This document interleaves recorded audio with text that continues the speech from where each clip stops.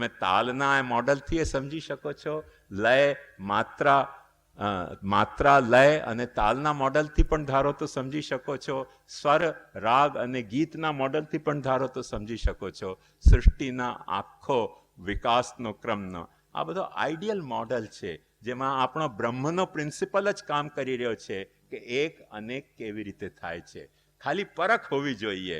પરખ હોય તો બધું પીછાણી શકશો, અને પરખ નહીં હોય તો તમને લાગશે કે આ તો ધ્રુપદ થઈ ગયો ને આ તો ધમાર થઈ ગઈ ને પછી આ ધમાર થઈ ગઈ ને આ તો જપતાલ થઈ ગઈ ને અરે ભાઈ જપતાલ હોય કે ત્રિતાલ હોય બધું એક એક એક એક એક એક જ છે. એકમ એવાદ્વિતીયમ બ્રહ્મ નેહ નાનાસ્તિ કિંચન. સ્વરૂપ એક જ છે, પણ નામરૂપ કર્મની બધી વિવિધતાઓમાં આખી તાલ લયનો આખો વિસ્તાર વિલસી રહ્યો છે. એમ બ્રહ્મનો સચ્ચિદાનંદનો એકત્વ જ અહીંયા બ્રહ્મ લટકા કરે. બ્રહ્મ પાસે ઘાટ ઘડ્યા પછી નામરૂપ જૂજવા, અંતે તો હેમનું હેમ ભાસે, એમ અંતે તો બ્રહ્મનું અદ્વૈત ભાસે. એ આપણા મહાપ્રભુજીનો સ્વરૂપ અને લીલા સંબંધી સિદ્ધાંત છે. એ આપણે કોઈ દિવસે ભૂલવું ન જોઈએ. આ હું તમને 2-3 દિવસથી બતાવવા માંગતો હતો, પણ ગાડી આવી નથી રહી, સ્ટિયરિંગ બરાબર નહોતી થઈ રહી એટલે આ છૂટી ગયો. પણ એક મોડલ તરીકે આ સમજશો ને તો તમને આખું એક રેડીમેડ મોડલ આપણી પાસે, સ્વરતાલનો મોડલ એક્ઝેક્ટ એ જ મોડલ છે કે સ્વરૂપ અને લીલાનો જે મોડલ છે, જેમાં પ્રાકૃત વૈકૃતનો આખો મોડલ છે. આ ખુલાસો કર્યા પછી થોડાક જે પ્રશ્નો બાકી રહી ગયા છે, આપણી પાસે સમય છે તે આપણે પ્રશ્નો જોઈ લઈએ. પણ આ વાત ખ્યાલમાં રાખશો તો દર વખતે સ્વરૂપ અને લીલાનું જે તારતમ્ય છે અને જે તાદાત્મ્ય છે, તારતમ્ય પણ અને તાદાત્મ્ય પણ, એ બંને વસ્તુ તમારા ખ્યાલમાં રહેશે. તારતમ્ય પણ ખ્યાલમાં રહેશે અને તાદાત્મ્ય પણ ખ્યાલમાં રહેશે. અને આ ભૂલી જશો મારી પાસે પૂછી શકો.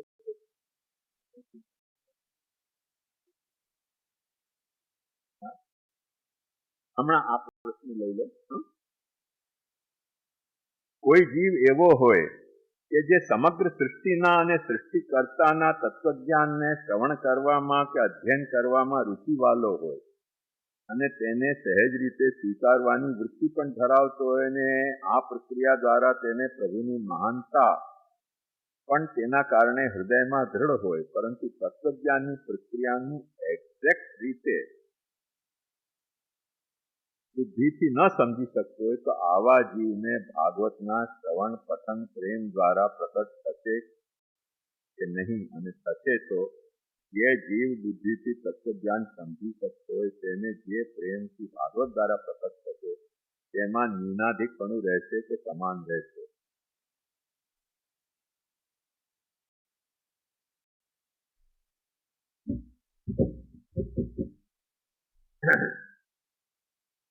એક સાચી વાત કહું,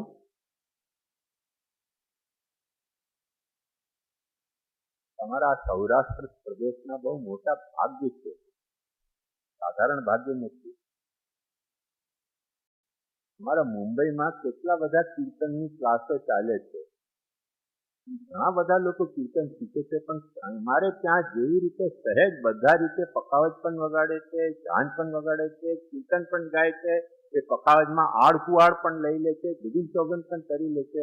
અમને આશ્ચર્ય થાય છે કે આ કેવી રીતે તમે શીખ્યા, કઈ પાઠશાલામાં શીખ્યા? એટલે એક વાત ધ્યાનથી સમજો. કદાચ તમને ખબર નહીં હશે કે તમે શું ગાતા હશો, પણ ગાઓ છો. તમને ખબર નહીં હશે કે શું વગાડો છો, કે એને શીખવાની ટેકનિક શું હશે, પણ તમે વગાડી રહ્યા છો. અમને કદાચ ટેકનિક ખબર હશે પણ અમે તમારા જેટલું સારું નહીં ગાઈ વગાડી શકતા હોઈએ. તો તેથી શું તમને કીર્તન ગાતા નથી આવડતું?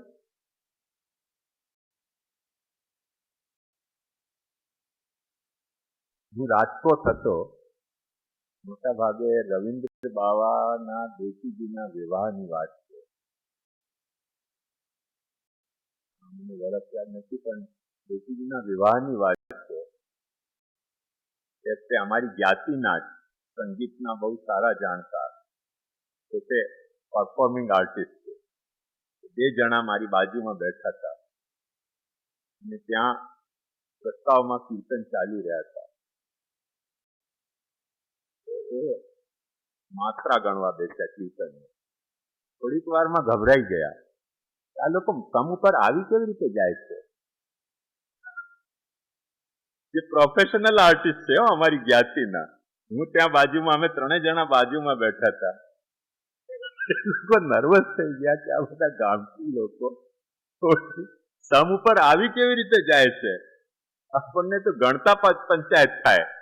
ઝીંચક ઝીંચક ઝીંચક ઝીંચક ઓચિંતી સમ કેવી રીતે આવી ગઈ? એ રીતે ખબર પડી સમ.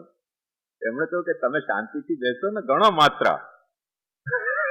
એમને ગણવામાં તકલીફ થઈ રહી હતી અને તમે લોકો સમ ઉપર આવી જાઓ છો ઝીંચક ઝીંચક ઝીંચક કરીને. કેવી રીતે આવી જાઓ છો? એટલે ઘણી બધી વસ્તુઓ એવી હોય છે કે મહાપ્રભુજીનો એક સિદ્ધાંત છે કે મહાત્મ્ય જ્ઞાન પૂર્વસ્તુ સુદૃઢ સર્વતોધિક સ્નેહો ભક્તિ. જ્ઞાનથી જ તમને સુદૃઢ સર્વતોધિક સ્નેહ પ્રકટ થાય તો ભક્તિ છે. એ ભક્તિને મહાપ્રભુજી એમ કહે છે કે મિશ્ર પુષ્ટિ છે. ભગવાન કૃપા કરીને તમને પોતાની મેળે જ ભક્તિ પેદા કરી દેતા હોય, સાચા અર્થમાં, અભાવના અર્થમાં નહીં. માલિક તો માલિક કોણ? તમને શીખ્યા વગર કીર્તન ગાતા વગાડતા પખાવજ આવી જતી હોય. તિલકાજ મહારાજના બેટીજીના વિવાહમાં અમારે મુંબઈમાં એક જગજીવનભાઈ, તમારા અહીંયા કાઠિયાવાડના છો, એ પખાવજ વગાડી રહ્યા હતા. અને એ એવા મહાપુરુષ હતા કે એક હાથથી ઝાંઝ વગાડે, એક હાથથી પખાવજ વગાડે અને મોઢાથી કીર્તન ગાય. 3 in 1. એક લતીફ અહેમદ કરીને બહુ મોટો દિલ્હીનો તબલચી, એને સુરાતન ચડ્યો. જગજીવનભાઈ સામે આવીને બેસીને માત્રા ગણવા માંડ્યો. જગજીવનભાઈએ પખાવજ ઉપર ઉછાલી અને સમમાં પાછી થાપી લગાવી દીધી. ભાગી ગયો લતીફ. લફડું છે અહીંયા. ત્યાં પણ હાજર હતો. વગાડતા વગાડતા પખાવજ ઉપર ઉછાળી અને પ્રેક્ટિસ એટલી સારી જગજીવનભાઈને કે સમ ઉપર પાછી હાથમાં થાપી ઉપર આવી ગઈ. પાછી લતીફ આમ કરતો તે ભાગી જ ગયો ત્યાંથી અને કે અહીંયા બેસવાનું કામ નથી. તો એક વાત સમજો કે મુખ્ય મુદ્દો સમ ઉપર આવવાનો છે. મુખ્ય મુદ્દો શીખવાનો સાચો છે. જો તમે સમ ઉપર ન આવતા હો તો સમ ઉપર આવવો કેવી રીતે એ શીખવું પડશે. એના વિના સહેજ રીતે સમ ઉપર આવી નથી શકાતું. પણ કોઈકના ઉપર કૃપા હોય ને આવી જતો હોય સમ ઉપર, તો તાલવાલાને ક્યાં વાંધો પડી શકે છે? એમ પ્રભુને વાંધો નથી પડતો. તમને પ્રભુ પ્રત્યેની ભક્તિ આવી કૃપાથી શુદ્ધ પુષ્ટિથી પ્રકટ થતી હોય તો થઈ શકે છે. એમાં મિયા બીબી રાજી તો ક્યાં કરેગા સાહેબ? એમાં કોઈ બોલી ન શકે. પણ એ વાતને આપણે સિદ્ધાંત ન બનાવી શકીએ. એનું મૂળ કારણ એ કે પ્રભુની કૃપાનો જો સિદ્ધાંત બનાતો હોય શુદ્ધ પુષ્ટિનો, તો પછી એ પુષ્ટિ શુદ્ધ પુષ્ટિ જ નહીં રહી. કેમ કે તો પછી બહાનું થઈ ગયું. એનો એક સાધારણ દાખલો તમને આપું કે પ્રભુ આજ્ઞા કરે છે કે અપિચેત સુદુરાચારો ભજતે મામ અનન્ય ભાગ સાધુરેવ સમંતવ્ય સમ્યક વ્યવસ્થિત હોય છે. સુદુરાચારી પણ મારું ભજન કરતો હશે તો એ સાધુ પુરુષ થઈ જશે. તેથી એવો સિદ્ધાંત બંધાય કે સુદુરાચાર કરવા માટે ભક્તિ કરવી એ ભક્તિ નથી, પછી તો ભગવતી થઈ ગઈ ને. એટલે દુરાચાર કરવા માટે ભક્તિ કરવી એવો સિદ્ધાંત બાંધી નથી શકાતો. પ્રભુ દુરાચારી ઉપરમાં પણ ભક્તિ પ્રકટ કરી શકે છે. એ પ્રભુનું કરતું અકર્તું અન્યથા કરતું સામર્થ્ય છે. એ સામર્થ્યનો સિદ્ધાંત ન બંધાય. સિદ્ધાંત જે બંધાય તે પ્રમાણની મર્યાદાથી, સાધનની મર્યાદાથી બંધાય. કૃપા જે છે એ પ્રભુની નિરંકુશ સામર્થ્ય છે. એટલે એ વિવેક એમાં સમજવો જોઈએ.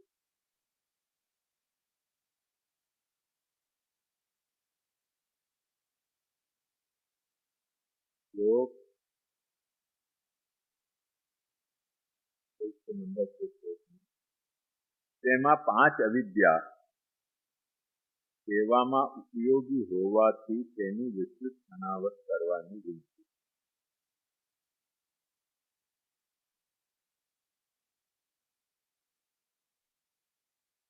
પૂરો હાથે સમજી લીધો.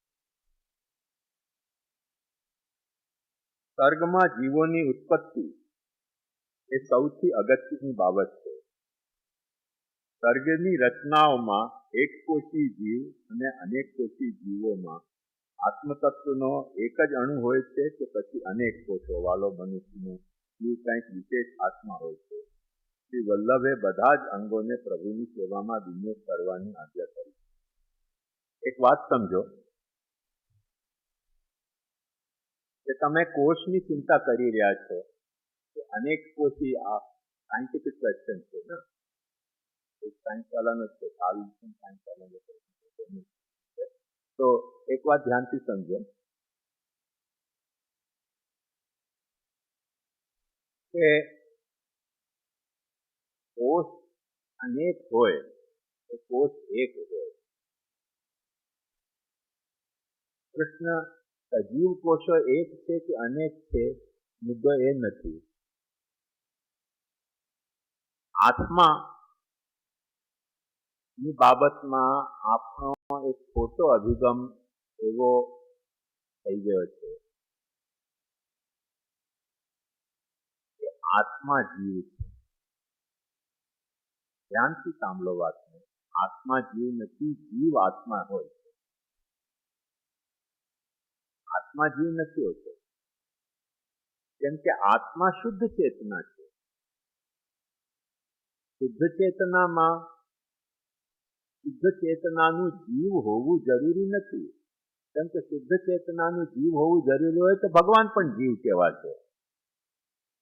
ભગવાનના પણ શુદ્ધ ચેતના છે, અક્ષર બ્રહ્મમાં પણ શુદ્ધ ચેતના છે, તેને આપણે જીવ નથી કહેતા.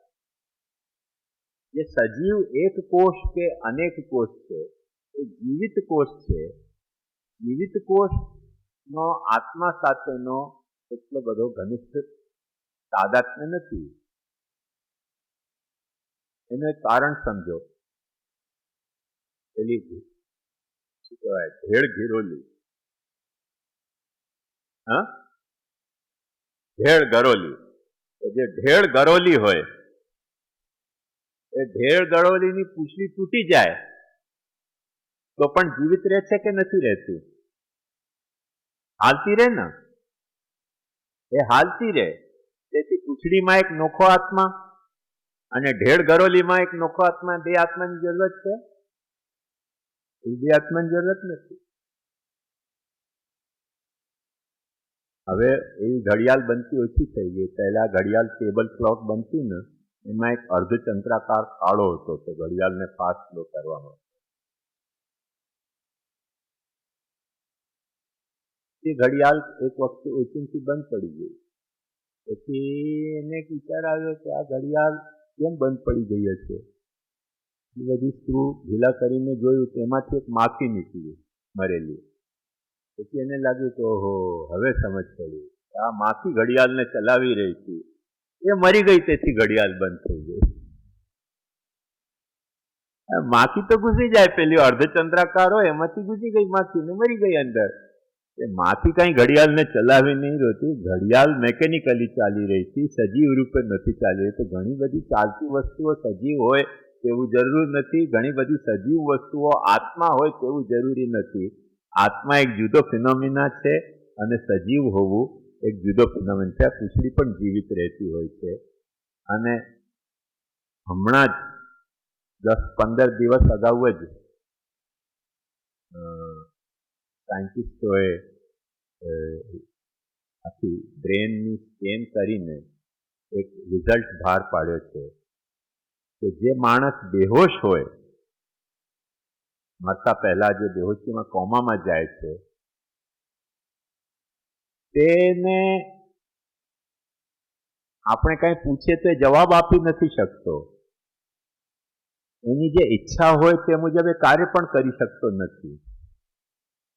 પણ આપણે જે કાંઈ બોલીએ તો એને સંભળાતું હોય છે એટલી જ વાત નહીં, પણ આપણે જે કાંઈ એને દલીલ એની સાથે કરીએ તો એ દલીલનો જવાબ પણ એના દિમાગમાં સ્ફૂરતો હોય છે, એવું બ્રેન સ્કેનમાંથી પ્રકટ થયું છે. એના બ્રેનમાં એનો જવાબ સ્ફૂરતો હોય છે કે આનો જવાબ આ છે અને માણસ બેહોશ છે. એટલે એ સજીવ છે. સજીવ હોવું એક જુદી વસ્તુ છે, આત્મા હોવી જુદી વસ્તુ છે. બંનેને હેલફેલ કરો નહીં. આત્મા જીવ વિના પણ હોઈ શકે, જીવ આત્મા વિના ન હોઈ શકે. હવે એક વાત સમજો કે માના પેટમાં બચ્ચું આવ્યું, તો એક બચ્ચો આવ્યો તો 2 જીવ થઈ ગયા, અને 3 બચ્ચા આવ્યા તો 4 જીવ થઈ ગયા. એ દરેક આત્મા દરેક દેહનો અભિમાની છે. એને જે દેહ આપવામાં આવ્યો છે તેનો ફક્ત એ અભિમાની છે, બાકી બીજામાં એને અભિમાન નથી. ભ્રમથી અભિમાન કરે એ વસ્તુ જુદી છે, પણ વસ્તુત એનો ત્યાં કાર્યક્ષેત્ર નથી. ત્યાં સુધી આપણને બ્રહ્મનો સાક્ષાત્કાર થઈને તાદાત્મ્ય ન અનુભવાય. ત્રીજા સ્કંદના 3જા અધ્યાયમાં 22મા શ્લોકમાં આવે છે કે વર્ષો સુધી વિહાર કરતા ભગવાનને ગ્રસ્થાશ્રમ સંબંધિત ભોગ સામગ્રીમાં વૈરાગ્ય થયો. શંકા, ષડધર્મોમાં ભગવાનમાં વૈરાગ્ય ગુણ છે જ, તો પછી અહીંયા વૈરાગ્ય થયો કેમ કહેવાય? એ જે વૈરાગ્ય છે ને એ ગુણનો વૈરાગ્ય છે, એ પોઝિટિવ વૈરાગ્ય છે. અને આ ભગવાનની વૈરાગ્યની લીલા છે, ગુણ નથી. એ વૈરાગ્ય છે. ચાતુર્હોત્રમાં હોતા એટલે શું? રસરેણીનો અર્થ શું થાય અને કર્મ ક્યાં છે? ચાતુર્હોત્ર એક વાત સમજો, એ યજ્ઞ છે ને, એમ આપણે ત્યાં સેવામાં મુખ્યાજી હોય, ભીતરિયાજી હોય, પ્રચારક હોય, મહારાજશ્રી પણ હોય, ઘણા બધા અલગ અલગ કેડરના લોકો હોય છે. એમ યજ્ઞમાં પણ ઘણા બધા કેડર હોય છે. કેડર એટલે પદના અનુરૂપ મોટા મોટા વ્યક્તિઓનો રોલ. એમાં યજ્ઞમાં એક બ્રહ્માજી હોય છે. એ બ્રહ્માજીનું કામ ફક્ત એટલું જ કે દરેક જે માણસ યજ્ઞ કરાવી રહ્યા છે, ગોર મહારાજો, તે બરાબર થઈ રહ્યું છે કે નહીં એ જોવું. અને જેટલા પણ ગોર મહારાજો એમાં યજ્ઞ કરાવવાની પ્રક્રિયામાં ભાગ લેતા હોય તેમને તે કામ કરવાની આજ્ઞા આપવી, એટલું કામ બ્રહ્માજીનું. કામ બ્રહ્માજી કાંઈ પણ ન કરે, ફક્ત સુપરવાઇઝ કરે. જે યજ્ઞમાં સુપરવાઇઝર હોય તેને બ્રહ્મા કહેવાય. પછી એક જે છે તે યજ્ઞમાં હોતા હોય છે, એક અધ્વર્યુ હોય છે અને એક ઉદ્ગાતા હોય છે. હોતાનો મતલબ શું કે જે યજ્ઞમાં આહુતિ આપે, હવન કરે, તેનું નામ હોતા. અધ્વર્યુ એટલે અધ્વર પણ યજ્ઞનો જ નામ છે. અધ્વર બહુ સુંદર નામ છે. ધ્વર હિંસાયા, ન ધ્વરમ અધ્વરમ. અને અધ્વર જે કરતો હોય તેને અધ્વર્યુ કહેવાય. એ શું કરે? એ જે યાગના જે મંત્રો છે, વિધાનો, એ બોલતો હોય. ઉદ્ગાતા શું કરે? એ મંત્રોના વિધાનોને નહીં પણ મંત્રોને બોલે, સ્તોત્ર બોલે, તેને ઉદ્ગાતા. ઉચ્ચે ગાતા ઉદ્ગાતા. તો એના માટે એમ કે છે કે યે યજામહે વૌષટ અથવા સ્વાહા, આ 3 સ્ટેપમાં બધું થાય છે. યે યજામહે વૌષટ. બ્રહ્માજી આ બધાને સુપરવાઇઝ કરે. એ કે ચલો શરૂ કરો આ કર્મ. પછી કે છે કચ્છા કરી રહ્યા છે. પછી વૌષટ એટલે સ્વાહા, સ્વાહા આમ કરે. એ બધો મંત્રોના એ ચાતુર્હોત્ર કહેવાય. એટલે આ ચારોથી યજ્ઞ સંપન્ન થતો હોય છે. અને વેદમાં બહુ સુંદર કહ્યું છે. જો કે તમારો પ્રશ્ન નથી પણ આ પ્રસંગ છે તેથી બતાવું છું. જે કર્મ માર્ગ છે, કર્મ માર્ગીને એમ નથી કહેવામાં આવતું કે આ સૃષ્ટિ લીલા છે. ખૂબસૂરતી જુઓ આપણા શાસ્ત્રોની. કર્મ માર્ગીને એમ કહેવામાં આવે છે કે આ સૃષ્ટિ આખો એક યજ્ઞ છે. યજ્ઞેન યજ્ઞમયજંત દેવા તાની ધર્માણી પ્રતમાન્યાસન એહનાકમ મહિમાનસ્પચંતે યત્ર પૂર્વે સાધ્યાસંતિ દેવા. આખી સૃષ્ટિ એક યજ્ઞ છે. પછી કે છે આ યજ્ઞમાં કોની આહુતિ અપાવી રહી છે? એમ કહે છે કે બ્રહ્મે પોતે બ્રહ્મની આહુતિ બ્રહ્માગ્નૌ બ્રહ્મણાહુતમ બ્રહ્મૈવ તેન ગંતવ્યમ બ્રહ્મ કર્મ સમાજના. એ બધું જ બ્રહ્મ છે. તો ત્યાં આખી સૃષ્ટિની બ્રહ્માત્મકતા યજ્ઞના મોડલથી સમજાવવામાં આવી છે કર્મ માર્ગમાં. તેથી જ્યારે તમે કર્મ કરો, યજ્ઞાત્મક કર્મ, તે વખતે તમને એમ ન લાગવું જોઈએ કે સૃષ્ટિ અલગ છે ને આ અલગ છે. તમે જે યજ્ઞ કરી રહ્યા છો એ આખો સૃષ્ટિનો એક મિની મોડલ છે. સૃષ્ટિ આખો તમારા યજ્ઞનો એક મેક્સી મોડલ છે. એ રીતે સમજાવવામાં આવે છે. જે જ્ઞાન માર્ગ છે તેમાં એમ સમજાવવામાં આવે છે કે દૃષ્ટા, દૃશ્ય, દૃશ્યોપકરણ, દર્શન એ બધું બ્રહ્મ છે. એટલે જ્યારે તમે જાણો છો, જેને જાણો છો, જે જાણનારો છે, જેના થકી જાણો છો, તે બધું બ્રહ્મ છે. તો ત્યાં આખી સૃષ્ટિને જ્ઞાનરૂપ કહેવામાં આવે છે.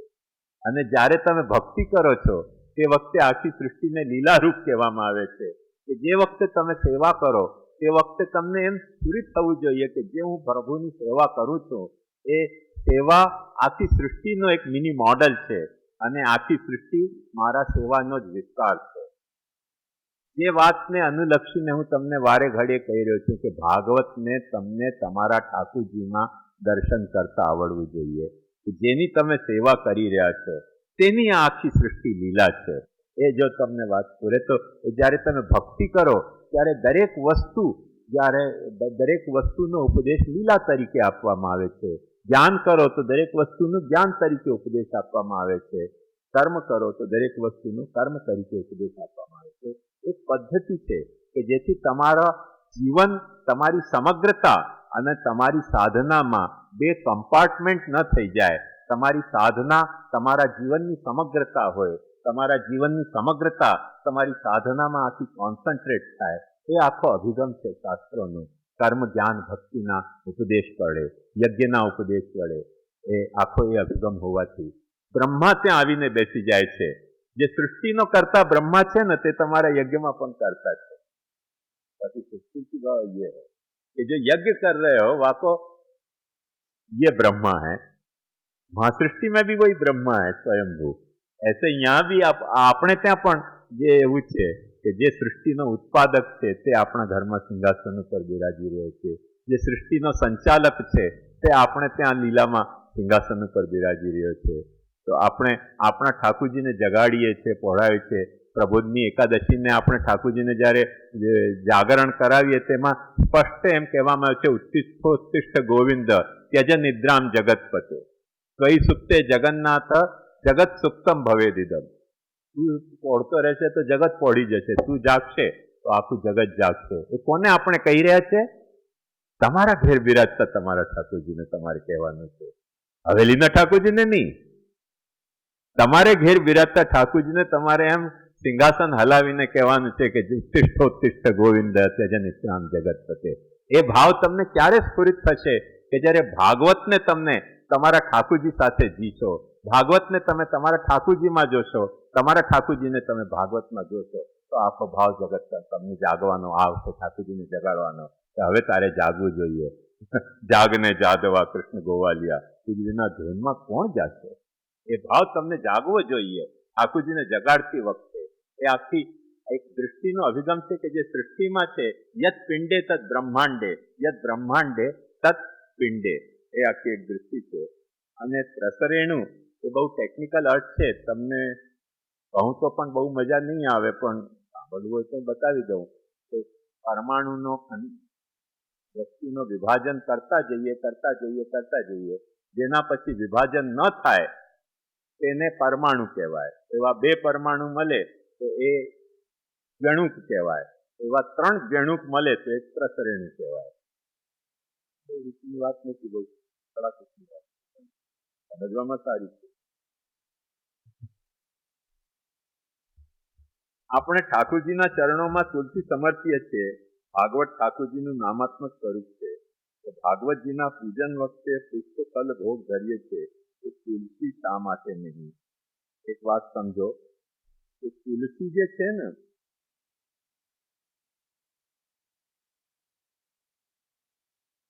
તુલસી જેમ ગોપીજનોથી પ્રભુએ પરાણે દાન લીધો. આજે તો પુષ્ટિ માર્ગના દુર્ભાગ્યથી દાનનો અર્થ આપણે ભિખારી વેળા સમજીએ છીએ. દાનનો અર્થ ભિખારી વેળા નથી. મારી સાથે એવી દુર્ઘટના થઈ. હું મુંબઈમાં પ્રવચન કરતો હતો. કોઈ ભાઈએ મને પ્રશ્ન કર્યો, નોર્મલી આપ ચરણમાં ભેટ લો છો, દાનના દિવસોમાં હાથમાં કેમ લો છો? મને ખબર નહીં કે શું પરિણામ થવા જઈ રહ્યું છે કે મારાથી બોલતા બોલાઈ ગયું. એ તો વર્ષમાં 15 દિવસ લઈએ એટલે તમને બહુ ઉમળકો આવે છે, એટલે ચરણમાં તમે 2 રૂપિયા ધરતા હો તો હાથમાં 10 રૂપિયા ધરો એટલે અમે હાથમાં લઈએ છીએ. આમ કહીને મારાથી એક વાર મિસ્ટેક થઈ ગઈ. એ તો અમે કરતા નથી, બાકી અમે માથું રજૂ કરીએ તો 100 રૂપિયા પણ કદાચ આવે. એક માજી ખરેખર 100 રૂપિયા લઈને ઉભા થયા. મને થયું કે મૂકી જ દેશે માથા ઉપર, હવે તો ચોડશે નહીં. એટલે હું એમ બેસી ગયો, મારે આ તો ક્યાં કહેવાય છે. એમ લાગ્યું કે માથા ઉપર હું 100 રૂપિયા માગી રહ્યો છું. ભાઈ માથા ઉપર માગી નથી રહ્યો, આ તો હું સમજાવવા માટે કહી રહ્યો હતો. કેમ કે રોજ કંઈક થતું હોય તો તમને થાય કે રોજનો છે, રોજના છે. શેઠજી આવ્યા નાતો વખારમાં, એક દિવસ થાય તો તમને સુરાતન આવે કે લ્યો ત્યારે હવે 2 ના 10 આપો. એના બાબતના સંદર્ભમાં કહ્યું કે માથા ઉપર માગીએ તો 100 રૂપિયા દાન મળે. અમે એકચ્યુઅલી ભિખારી વેળાનું નામ દાન નથી. દાનનું મતલબ છે દાણ. ઠાકોરજી વ્રજના રાજા છે. વ્રજના રાજાને હોવાને કારણે દાણ જે લે ને ટેક્સ, એ ટેક્સ ઠાકોરજી વસૂલ કરે છે. અમારે કઈ ટેક્સ વસૂલ કરવાનું હોય નહીં ને તમને ટેક્સ આપવાનું હોય નહીં. કેમ કે અમે જો ટેક્સ વસૂલ કરીએ તો મહાપ્રભુજી ચોખ્ખી સુબોધનીમાં આજ્ઞા કરે છે કે રાજ્યાંતે નરકન ધ્રુવમ. ટેક્સ વસૂલ કરીએ તો નરક ધ્રુવ છે. એ તો રાજાને માટે, કેમ કે રાજાને માટે રક્ષણની જિમ્મેદારી છે પ્રજાની, એટલે એને દાણ વસૂલ કરવાનું હોય. અમારે કઈ દાણ લેવાનું હોય ને તમારે એવાનું, તમે કયા ધંધાનું અમને દાણ આપી રહ્યા છો? ધંધો તો સ્પષ્ટ કરો. અમારે દાણ લેવાય કેવી રીતે, તમારે અપાય કેવી રીતે? તમે શું છે કે દાણનો મતલબ દાન થઈ ગયો, દાનનો મતલબ પાછો ભિક્ષા થઈ ગયો, ભિક્ષાનો મતલબ પછી છીના ઝપટી થઈ ગઈ, છીના ઝપટીથી પછી પાકીટ મારવું થઈ ગયું. તો ક્યાં ક્યાં સુધી આ જશે વાત? ક્રિયા છે ને આંધળી ક્રિયા. આંધળી ક્રિયા ક્યાંય પણ પહોંચી જાય, આપણને ખબર જ ના. મગ્ન છે પાતાલમની વિશે એવું થઈ ગયું છે. એટલે એક જુદી કથા છે. પણ જેવી રીતે ગોપીજનોથી ઠાકોરજીએ દાણ લીધું પરાણે, કેમ કે રાજાપણું પોતાનું પ્રકટ કરવા, યહીં હમારો રાજ હૈ બ્રજમંડલ સબ થોર, એ ન્યાયથી. એમ તુલસી પાસેથી ઠાકોરજીએ જબરદસ્તી દાણ લીધો છે. અને દાણ લીધો છે એટલે આપણે તુલસી હાથમાં રાખીએ છીએ કે ભાઈ જબરદસ્તી જો તમે દાણ લેતા હો તો અમે અમારી સ્વેચ્છાથી પણ તમને સમર્પિત થવા તૈયાર છીએ. તેથી આપણે સમર્પણ માટે તુલસી સ્વીકારવામાં આવી છે. ભાગવત એ નામ છે, ત્યાં સમર્પણની પ્રક્રિયા નથી. ત્યાં શ્રવણ, કીર્તન, સ્મરણની પ્રક્રિયા છે. ત્યાં સમર્પણ અને સેવાની પ્રક્રિયા નથી. આ તો નોખી પ્રક્રિયા છે. સેવાયામની પ્રક્રિયામાં સમર્પણ આવશ્યક છે, કથાયામની પ્રક્રિયામાં સમર્પણ આવશ્યક નથી. આ તો ચાલુ ખાતામાં બધું ચાલતું રહે છે, જવા દેવાની નૌકા કિનારે કિનારે, એ રીતે પણ તો સેવામાં સમર્પણ આવશ્યક છે. તેથી પ્રભુને ચરણારવિંદમાં તુલસી સમર્પવાની હોય. ભાગવત તો પ્રભુનું નામાત્મક સ્વરૂપ છે, ત્યાં સમર્પણની આવશ્યકતા જ નથી. ત્યાં તો શ્રવણ, કીર્તન અને સ્મરણની આવશ્યકતા છે. એટલે તે મુજબ ત્યાં તુલસી સમર્પવામાં નથી આવતી. જેટલો ત્યાં પૂજનનો પ્રકાર બતાવ્યો છે તેટલો જ પ્રકાર ત્યાં પર્યાપ્ત છે. ત્યાં સમર્પણનો પ્રકાર નથી. ભાગવતાર્થ પ્રકરણના પાના 112માં પાને કૃત્રિમ મનુષ્યો અને અકૃત્રિમ સ્વાભાવિક મનુષ્ય કયા છે તે સમજાતું નથી.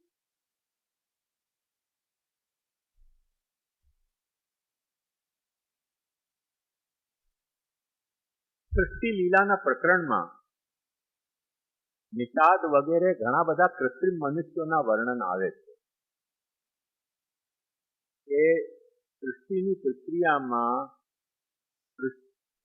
સૃષ્ટ વ્યક્તિઓએ કોઈ કૃત્રિમ ઉત્પન્ન કર્યા મનુષ્ય. એ અર્થમાં 99% હોવું જોઈએ. પણ હજી મને આજે સવારે હું આ જ પ્રકરણને જોતો હતો, પણ મને બહુ સ્પષ્ટ ખુલાસો નથી થયો. જ્યારે મળશે ત્યારે તમને ચોક્કસ સમજાવીશ. તેથી જ મને પ્રશંસા થઈ કે આવા પ્રશ્નો તમે પૂછ્યા એટલે અમને માથા ખંજવાળવું પડે કરતાં જોવાનું અમને પણ ફરજ છે અને જોઈને તમને બતાવી શકું. હમણાં મને બહુ નિશ્ચિત નથી, પણ લાગે છે એવું કે સૃષ્ટિ પ્રક્રિયામાં નિષાદ વગેરે એવા ઘણા કૃત્રિમ મનુષ્ય પ્રકટ કર્યા છે, અને તે પ્રભુએ નથી પ્રકટ કર્યા, આપણે પ્રકટ કર્યા છે. આપણે પ્રકટ કર્યા છે તેથી કૃત્રિમ છે. અને અકૃત્રિમ જે સૃષ્ટિ છે એ જ્ઞાન કર્મ ભક્તિની અધિકારી જે મનુષ્ય છે તે અકૃત્રિમ મનુષ્ય છે. એ પ્રભુના કૃત્રિમ છે, પણ આપણા માટે અકૃત્રિમ છે. આપણને અહંકાર થાય કે મેં પેદા કર્યા. એકચ્યુઅલી થોડીક વિચિત્ર વાત છે, પણ કૃત્રિમ અકૃત્રિમતાની વાત આવી એટલે મને કહેવાની ઈચ્છા થાય છે. ભગવાન રજનીશ એક બહુ સારી વાત ચોક્કસ કરે છે.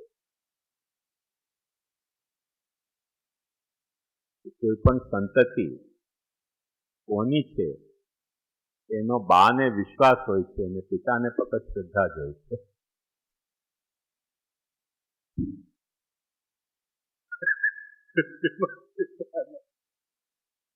એનો વિશ્વાસ તો બાને જ હોય, કેમ કે બાને જ ખબર હોય કે ખરેખર કોની કૃત્રિમ છે કે અકૃત્રિમ છે.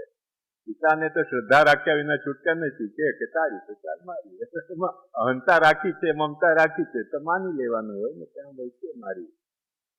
ખબર પડે આપણને કૃત્રિમ છે કે અકૃત્રિમ છે. આપે જે કાલે વૈરાગ્યના પ્રકાર બતાવ્યા હતા ને વિદુરજીને જે વૈરાગ્ય આવ્યો તે કયા પ્રકારનો વૈરાગ્ય હતો? ભગવાન ભૂતલ ઉપર બિરાજતા હોવા છતાં વિદુરજીએ તીર્થાટન કેમ કર્યું? ભગવાન તો વિદુરજીને ઘેરે પણ પધાર્યા હતા, તો વિદુરજીને વૈરાગ્ય અને તીર્થાટનની જરૂર કેમ પડી? વાત સમજો. મહાપ્રભુજી પોતે આજ્ઞા કરે છે કે તીર્થ ને ઉત્તમોત્તમ કલ્પ, ઉત્તમોત્તમ તીર્થની બાબતમાં તીર્થયાત્રા, તીર્થ સેવન એ ભક્તિને જગાડવા માટે, પાપના પ્રાયશ્ચિત્ત માટે, કર્મ નિર્હાર માટે, બધા જ માટે તીર્થમાં એક ક્ષમતા સ્વીકારવામાં આવી છે. મહાપ્રભુજીએ પણ આજ્ઞા કરે છે ગંગાદિ તીર્થ વર્યસુ દુષ્કૈરેવા વૃત્તે પુરોહિતાધિદેવેશુ કૃષ્ણ. મહાપ્રભુજી એ પણ આજ્ઞા કરે છે કે તીર્થોમાં તીર્થોના અધિદેવ પુરોહિત હોવા છતાં પણ સૌથી પ્રથમ તીર્થ ભગવાનનું ચરણારવિંદ છે. બીજો તીર્થ સત્સંગ છે, બીજો તીર્થ ભાગવત છે. અને તીર્થ પણ જો આવા દુષ્ટોથી આવૃત ન હોય અને તીર્થના અધિદેવતા પુરોહિત ન થયા હોય તો તીર્થ પણ ભગવાનનું ચરણરૂપ છે. એટલે તીર્થ સેવન કે ચરણ સેવન કરો, બંનેમાં બહુ ઉત્તર મહાપ્રભુ. આપણને જે પ્રશ્ન થાય છે કે તીર્થ સેવન શા માટે કર્યું?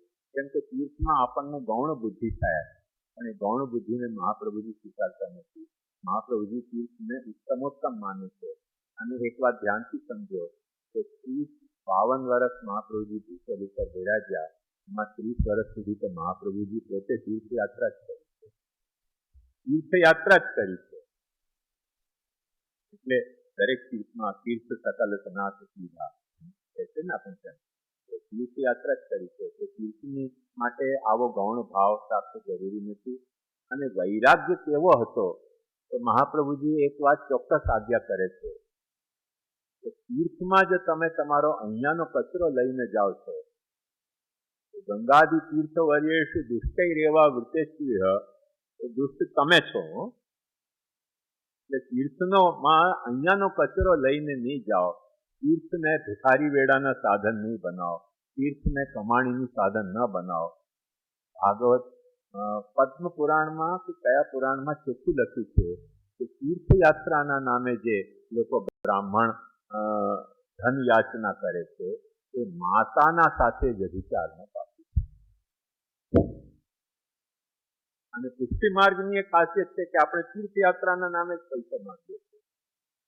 કેવા ચમત્કાર છે, પ્રભુની લીલા છે. આ કરે વિલક્ષણ લીલા છે. ભક્તને ભગવત કથા એ તીર્થરૂપ સમજવી એ શા માટે કહ્યું? ભગવત કથાને તીર્થરૂપ સમજવી ને તીર્થને ભગવત કથારૂપ સમજવી.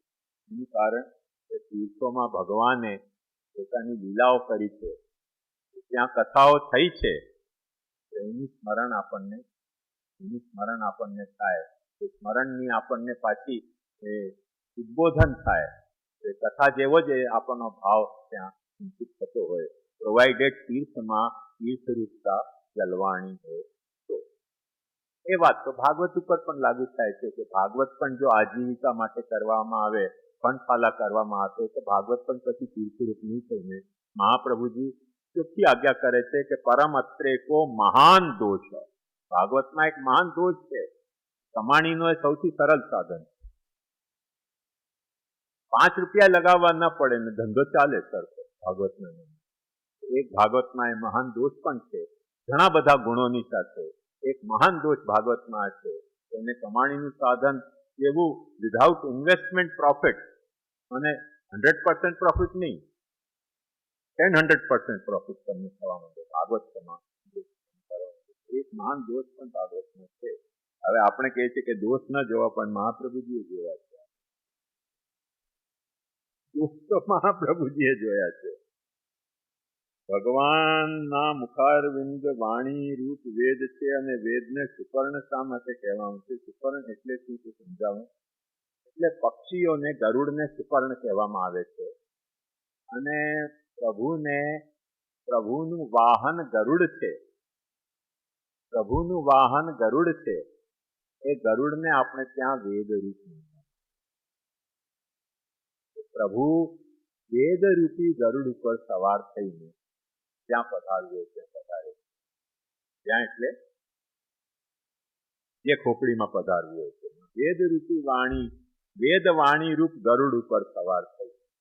અને સાથે સાથ મહાપ્રભુજી એ પણ આજ્ઞા કરે છે, એ તો તમે દૈવી જીવ હોવ તો ગરુડનો એક રૂપ કાલ પણ છે, મૃત્યુ પણ છે. એટલે જે રાક્ષસો હોય એમને ધર્મ દર વખતે મૃત્યુ ભયંકર લાગતો હોય છે. ધર્મની વાત આવતા જ એમને લાગે કે દરિયામાં પડું, મરી જાઉં ક્યાં. રાક્ષસોને અભિગમ જ એવો હોય છે કે એમને કોઈ પણ ધર્મની વાત કરો તો તરત એમને ગભરામણ થાય કે શું દરિયામાં પડું, મરી જાઉં. એમને કાલરૂપ દેખાતો હોય છે. એટલે ધર્મ જે શાસ્ત્ર છે, વેદ શાસ્ત્ર, એ તમને ભગવાનનું વાહન દેખાતું હોય. ભક્તિને માણવા માટે તમારી પાસે પધારનારો તો તમે દૈવી જીવ છો.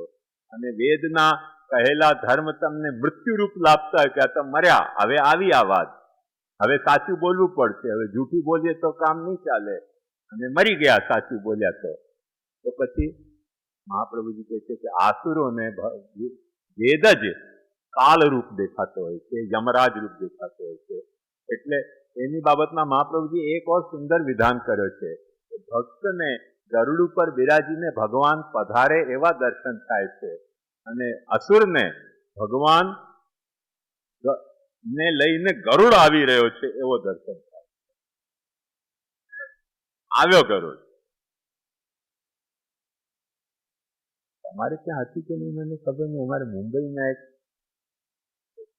નવરાત્રમાં બસ્યું કે ગામ લોક સાવધારે જો કે આવ્યો રૂડો રબારી.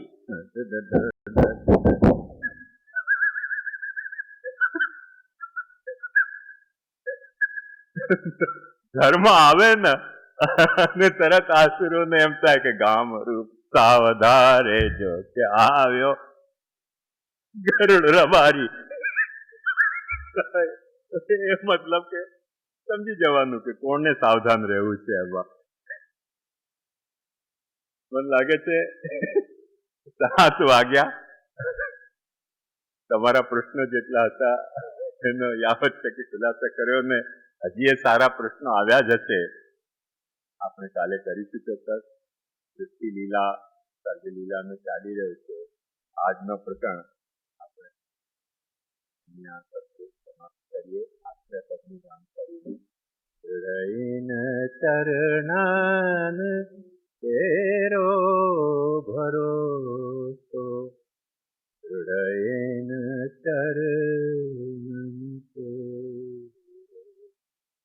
વલ્લભ નખ ચંદ્ર છટા બેન સબ જગ માજ અંધેરો ભરોસો હૃદયન ચરણ साधन और नहीं यापल में जातों हो दूर कहा कहे विविध आंधरो बिना मोल को तेरो भरोसो रही